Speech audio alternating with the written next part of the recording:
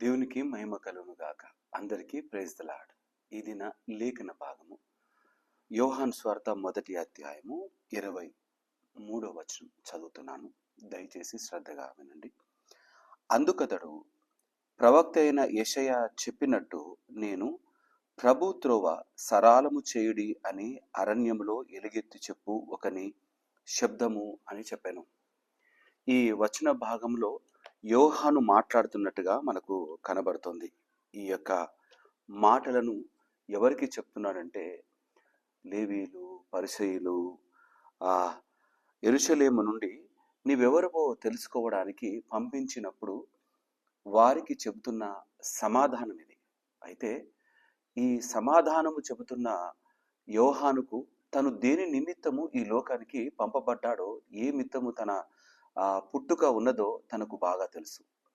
యెషయా చెప్పినట్టుగా అంటూ నేను దాని నిమిత్తమే వచ్చాను, ప్రభు త్రోవ సరాలము చేయటానికి, చెప్పటానికి అంటూ తనకు తాను వారి ముందు పరిచయం చేసుకున్నాడు.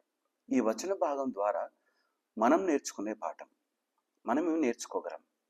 యోహాను గూర్చిన గొప్ప పాఠమే మనము ఇందులో నేర్చుకున్నాం. మరి ఈ పాఠము ద్వారా ఈ యొక్క యోహాను ద్వారా మన బ్రతుకులలో మనం ఏం నేర్చుకోగలం? ఈ భూమి పైన నీ పుట్టుక దేని కొరకు అన్న మాట జ్ఞాపకం ఉన్నదా? దేని కొరకు నేను జీవించాలి, దేని కొరకు బ్రతుకుతున్నాను, ఎందు నిమిత్తము దేవుడు నన్ను ఈ లోకంలో పుట్టించాడు, నా జీవితపు పరమార్థం ఏంటి అనే మాట ఎప్పుడైనా ఆలోచన చేశామా? ఉదయము లేచింది మొదలుకొని రాత్రి పడుకునే వరకు మన యొక్క సొంత ఆలోచనలను, సొంత తీర్మానాలను నెరవేర్చుకోవడానికి, మన సొంత ఆశలను తీర్చుకోవటానికి పరుగులు తీస్తున్నాం. ఈ పరుగుల ఆటలో మనం చాలాసార్లు పాపానికి అతి సమీపంగా వెళ్ళిపోయి దేవుని నుండి దూరం అయిపోతున్నాం. ఆయన్ను స్తుతించవలసిన బ్రతుకు ఆయన్ను నిందించేదిగా మారిపోతుంది. ఆయన అడుగుజాడల్లో నడవాల్సిన ఈ బ్రతుకు ఆయనకు అయిష్టమైన నడక కలిగి ఆయన నుండి దూరంగా వెళ్ళిపోతున్న వారంగా ఉంటున్నాం. నీ బ్రతుకు పాపము చేయటానికేనా? నీ బ్రతుకు లోకపు ఆశలతో బ్రతకటానికేనా?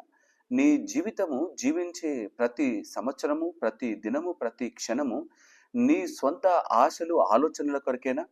దేవుని కొరకు బ్రతికే వారముగా క్రైస్తవ బిడ్డలు నిలబడాలి. క్రైస్తవ బిడ్డలు నిలబడి తీరాలి. ఆ ఆలోచన లేకుండా అయిపోతున్న పరిస్థితుల్లోకి వెళ్ళిపోతున్నాం. మన బ్రతుకులోని గమ్యస్థానం ఏంటో మర్చిపోతున్నాం.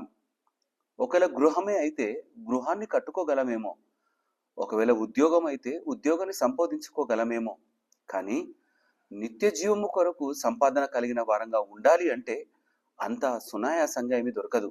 ఒకవేళ ఆ ప్రయాణంలో నువ్వు వెళ్తూ ఉండగా నమ్మకమైన వాడుగా నిలబడి ఉంటే నీకు మరొక బాధ్యత ఉన్నది. ఇతరులను ఆ జీవం వైపుకు, ఆ నిత్య జీవంలోకి, ఆ మార్గములోకి నడిపించే వారముగా మనం నిలబడాలి. క్రిస్మస్ అనగానే చాలా చక్కటి వాతావరణంలో ఉంటున్నాం. ఈ చక్కటి వాతావరణంలో నా జీవితం ఏ విధంగా ఉన్నది, నా బ్రతుకు ఏ విధంగా ఉన్నది, నేను దేని కొరకు ఈ లోకానికి వచ్చాను, నా జీవితపు పరమార్థం ఏంటి, నేను దేని కొరకు ప్రాకులాడాలి, దేని కొరకు కష్టపడాలి అన్న మాటను గ్రహించే వారముగా ఉందాం. ఆయన మనల్ని వెదకి రక్షించడానికి లోకానికి వచ్చినాడు. ఆ రక్షణ పొందుకున్న ప్రతి క్రైస్తవ బిడ్డ దేవుని సన్నిధానానికి అనేకులను నడిపే విధంగా వారి యొక్క ప్రవర్తన, మాట, జీవించే జీవితపు శైలి నమ్మకంగా కలిగి ఉండాలి. అప్పుడే ఈ లోకంలో అనేకులకు మనం దేవుని మార్గాన్ని ప్రకటించే వారముగా ఉంటాం. అట్టి ప్రకటించే మార్గంలో మనం కొనసాగడానికి దేవుడు ఇష్టపడుతున్నాడు. తిరిగి మనల్ని మనం ఒకసారి ఆయన సన్నిధానంలో అప్పచెప్పుకొని, అయ్యా, నా జీవితపు పరమార్థాన్ని నేను గ్రహించుటకు శక్తిని దయచేవా, నీ యొక్క మార్గంలో నడుస్తూ అనేకులు నీ వైపుకు నడిపించేవారుగా నన్ను నిలబెట్టవా, తీయదనము కలిగిన జీవితముగా అనేకులకు నీ మాటలను ప్రకటించే బిడ్డగా, అనేకులకు నీ ప్రేమను అందించేదాననుగా నన్ను నిలబెట్టవా అంటూ దేవుని సన్నిధానంలో మొరపెట్టి ముందు కొనసాగుదాం. తప్పక నీ బ్రతుకులోని నమ్మకమైన స్థితిని ఆయన చేర్చే విధంగా నిలబెట్టి నడిపిస్తాడు. దేవుడి మాటలు దీవించి ఆశీర్వదించునుగాక. ఆమెన్. తల వంచుదామా? ప్రార్థన చేసుకుందాం. మా ప్రియ యేసయ్య, మీకే వందనాలు. యోహానుకు తెలుసు మార్గము సరళము చేయటానికి. అరణ్యంలో పలుకొక శబ్దము అని యెషయా ద్వారా చెప్పబడిన వ్యక్తిని నేనే అంటూ నిలబడ్డాడు. మేము కూడా ఈ సమాజంలో నీ చేత మేము పంపబడ్డామని, నీ ద్వారా రక్షణ పొందుకొని నీ రక్షణ ఇతరులకు అందించే వారముగా మేము నిలబడ్డామని నా తండ్రి ఇట్టి నమ్మకమైన మాటను దృఢముగా విశ్వసిస్తూ ముందు కొనసాగుటకు మాకు సహాయం దయచేయని ప్రార్థన చేస్తున్నాను.